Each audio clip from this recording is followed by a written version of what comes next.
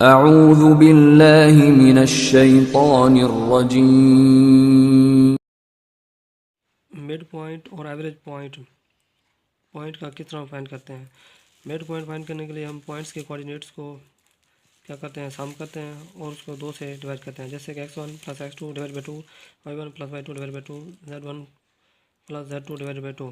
जबकि average point find करने के लिए हम पॉइंट्स के जितने भी कोऑर्डिनेट्स होंगे उनको आपस में सम करेंगे और जितने पॉइंट्स कोऑर्डिनेट्स होंगे उससे हम डिवाइड कर देंगे। जैसे कि x1 x2 x3 इसके 3 कोऑर्डिनेट्स हैं तो हम इसे 3 से डिवाइड कर देंगे। जैसे y1 y2 y3 3 कोऑर्डिनेट्स हैं तो इसको भी हम 3 से डिवाइड कर देंगे।